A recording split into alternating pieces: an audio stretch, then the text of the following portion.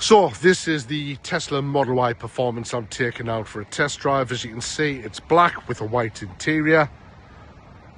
Wheels look absolutely stunning, and on the test model I've took the caps off, which I can't quite make my mind up if I like them on or off yet, but they look really nice off. Now, as you can see already, there is some dirt appearing on the black, but then the rain is masking it as well. This is diamond black, so I can't really show the paintwork up too much on this because of the wet, but love the black and white. It looks really good. The only downside to the black is maintenance wise. As you go through ownership of this car, it does take a lot of looking after, but it looks absolutely stunning. Blends in really nice with the light bar at the front as well.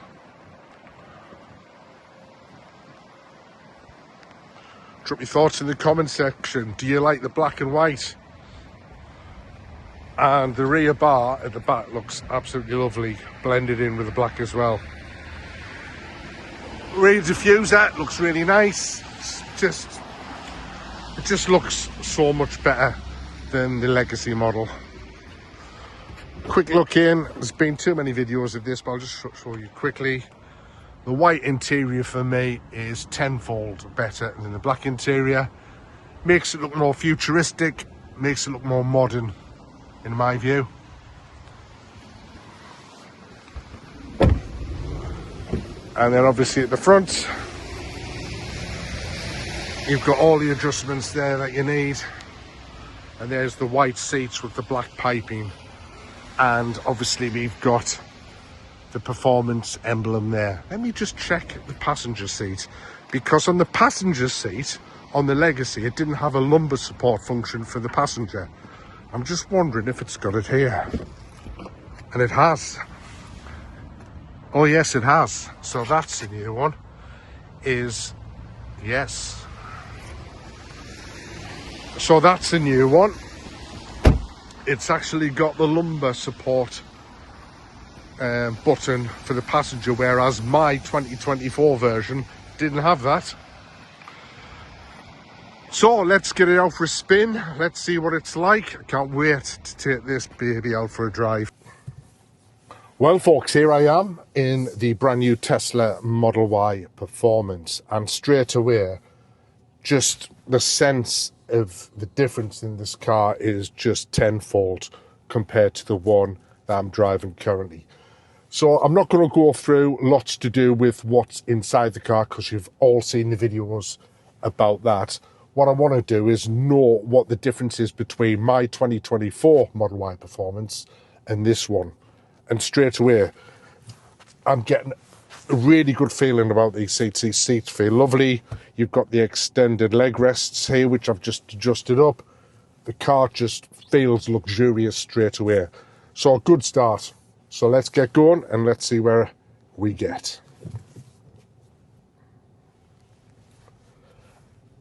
And straight away, I'm noticing the quietness in this car compared to mine. And it's a huge difference, believe it or not. Just, you know, there's my car, I've just drove past there. And just driving in here in my car, the difference in noise, it's just poles apart. I mean, there's a van just drove past me, I didn't even hear that. Right, so what I'm going to do now, I'm going to drive over some speed bumps with the adaptive, and I don't know if you noticed me going over the bumps there, but again, it seemed to absorb the speed bumps a lot better than my old version as well. I mean, don't get me wrong, you can still feel the thud, but it's not as violent as what the thud on my 2024 Performance is. Let me just check what I'm in. So if I check I'm in sport handling, sport steering. Right, so if I go to standard, right, I'm in standard now and I'm doing 25 miles an hour. Let's see what it's like. Right, I'm coming up to 30 miles an hour in a 30 mile an hour zone. Let's see what it's like. And you know what? That was really good. I hardly felt that. So straight away, you can feel the suspension difference, and there is a difference between the standard and the sport mode. But the quietness, that's what's instantly hit me. It's how quiet this car is. Right, let's give it a quick acceleration, see what it's like. Am I in, let's have a look, I want to get into insane mode, don't I? Right, I'm in insane mode now, let's go for it. Jesus Christ. Wow. It's the instant torque pull. It's, I don't know, on mine there was a slight lag on my 2024, but that, again, you can feel the difference immediately. Let me do it again. Oh my God.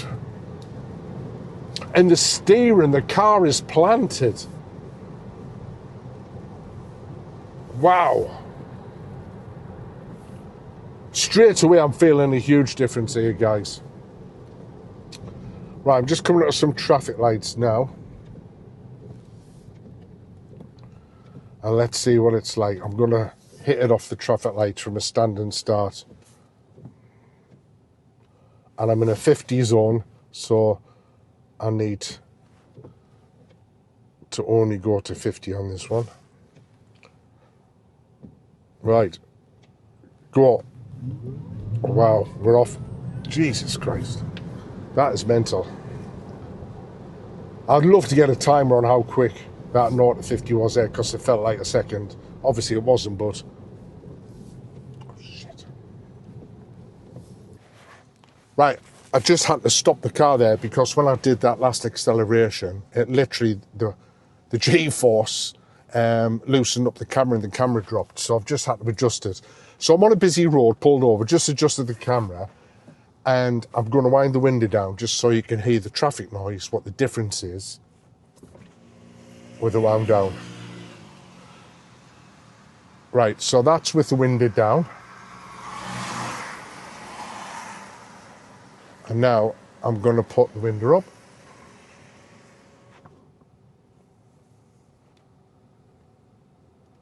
Here's a motorbike coming past. I mean, I could hear that, but not as much. Here's some cars and vans coming past. You can hear them, don't get me wrong, but not as much as what I could in my car. So straight away, you can tell that this cabin is so much quieter. Right, enough with the waffle. Let's get on with the drive. And it's the indicator. I do like the indicator. I know some people say they don't like it, but it's very sensitive. You just literally have to touch it and it's going in the right direction. So I do like the feel. It feels solid as well. It doesn't feel floppy. God, these seats are so good. And these, the leg, what do you call them? The leg extenders just make your driving comfort so much better. I used to have them when I had a BMW, and I really liked them then. I'm just, oh God, it just feels, it feels like I'm driving a completely different car. Now, the thing I've noticed with the screen as well, the screen you can tell is obviously bigger, and the bezels are thinner. I can see a huge difference on that screen, and the graphics are really sharp in comparison to mine. Now, I've got HW4 on my 2024 Tesla, the same as this one, but the software graphics are a lot sharper. And I'm not technical, guys, by any stretch of the imagination. I just go off visual, and visually it looks better. Now, I'm sure the nits are a lot brighter on this one. I couldn't tell you how many, but it just looks brighter. That's my technical update on the screen. So what I'm going to do now, I'm going to go on to a motorway and just see how it handles on a motorway. Right, so I'm just coming onto the motorway now. I'm on the slip road, taking me onto it. And I'm just going to try and slow right down to see if I can accelerate a little bit and see what it's like. Right, here we go, folks. Jesus, that acceleration is unreal. I mean, I'd love to get a timer on this. I've said it before. I don't know how fast that was, but wow. Oh, that's interesting as well. I noticed it's got a little red dot on the side here, which tells me it's not safe to overtake the lorry that's in front of us. And I'm assuming that's on the other variants of the Model Y Juniper, but it's definitely not on my 2024 version, so that's quite a handy thing to have. Never noticed that before when I test drove the all-wheel drive version, or the launch version for that matter. So I've got the car in insane mode. I've got the deceleration on standard, which means full regen. I've got the ride on standard. I'm going to flick it over to sport because I'm going to go around I was going to go around the bend, but the bend's blocked with traffic, so that's a bummer.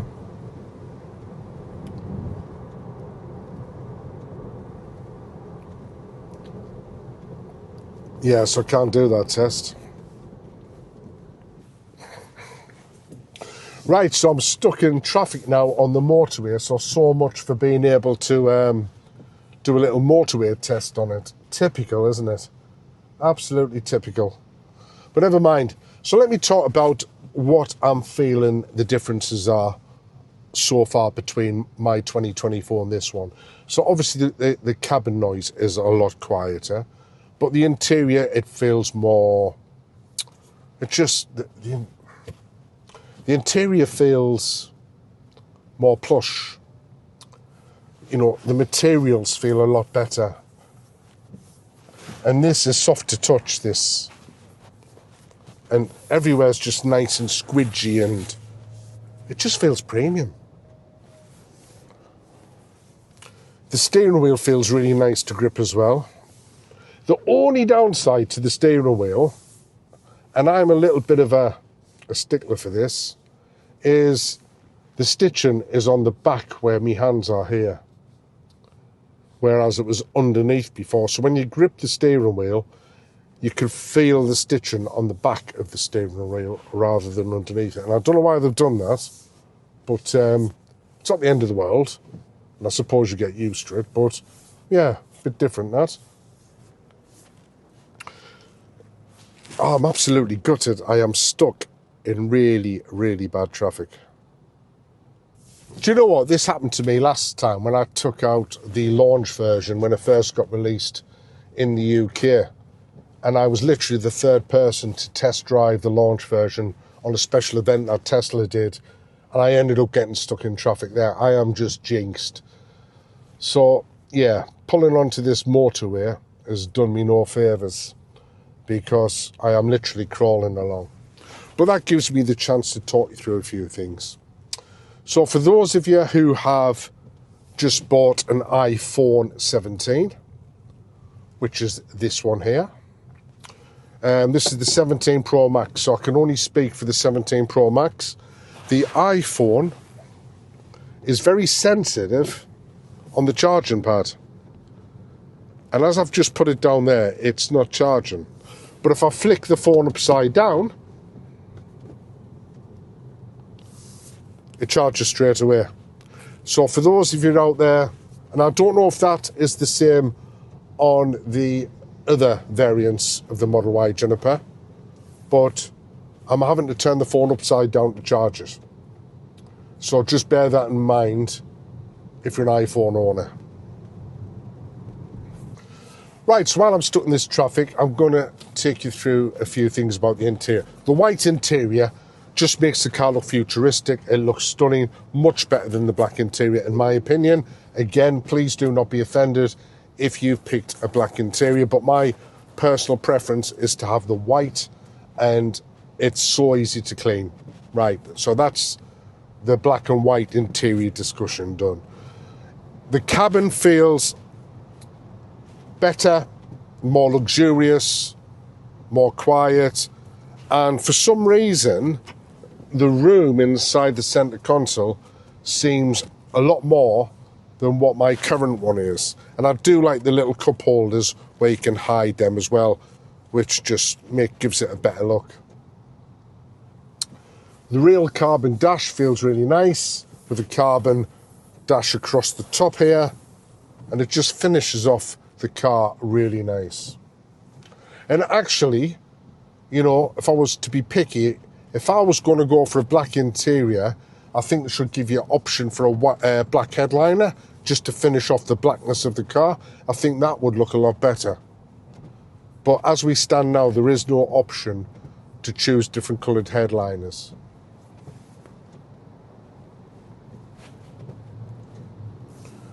The seats, especially with this leg support, are absolutely stunning. And the hug you're really good. I travel to the northeast of England a lot, and you know it's like a 650, 700 mile round trip.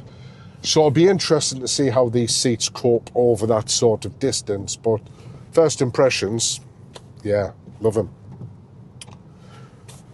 The armrest in the centre console seems a bit lower down, but that's maybe it's because I've got the seat too high. So if I, oh, that's right. So if I just let the seat down a bit, yes, it's only because the seat wasn't adjusted to how I like it. I like the fact you can just do your arm like this as well. So that's still there.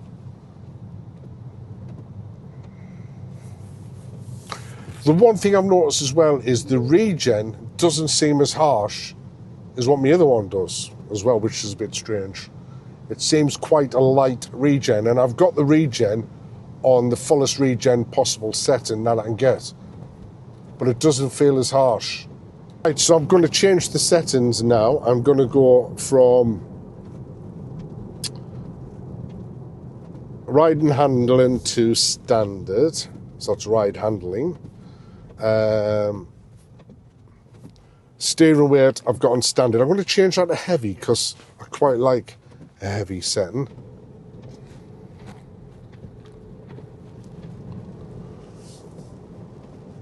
Now this car, I mean, I'm throwing the car around these roundabouts here, and it doesn't feel like there's any rolling. I've got it in standard setting. I'm not in sport setting. It's on standard, and yet it still feels planted. The accelerator's got a more pronounced whirring noise, which I quite like compared to the one I've got. Oh man, can't wait to get this car. I just love it.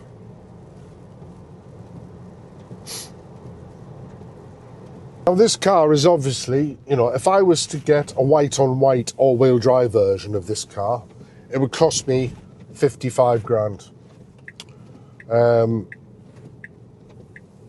Versus, what, 63 grand for the performance version. So, you know, that's an 8 grand difference. Is this car worth an 8 grand difference?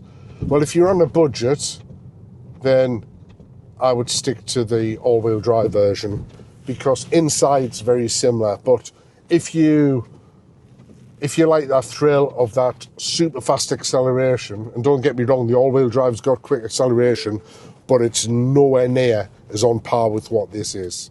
And then obviously you've got the top end of 155 mile an hour versus the top end of 25 mile an hour on the all-wheel drive version. And to be fair, there's not many times you're going to be doing that, if at all. So 8 grand difference between the two cars. Listen, you only live once, and if you want to have the thrill of this car and how it performs and how it handles and all the different tilts it's got different to the all-wheel drive, and the look as well. And I mean, them wheels just look stunning, don't they? So, yeah. Listen, all the Model Ys are great cars, but I promise you, this is probably the best Model Y I've ever driven. So, that is the end of my test drive, and I only had half an hour, so it was a quick test drive, but it's it's got me excited, this test drive, because the acceleration, you can feel the difference compared to mine. I don't know what it is on the lower end of the acceleration point, but it feels a lot quicker, but the sums tell you different. So it says 3.3 0 to 60 versus mine, which was around 3.5. It doesn't sound a lot, but I can feel the difference. Interior, stunning. Exterior, it's the same car on the side view, but the front, I love the front end and I love the back end. I wasn't sure about the back end at first, but I've fallen in love with that now. But the car is just a completely different car, and I can't wait to get it. Leave your thoughts in the comment section. Let me know what you want to do. Are you considering getting the Model Y Performance, or would you rather save the money and just get the all-wheel drive? If you can afford it, please take it out for a test drive. Take this car out for a test drive, and I promise you, you will be working out how on earth you can get this car, because, as I said to you, it is the best Tesla Model Y I've driven. Until the next video, folks, catch you on the next one.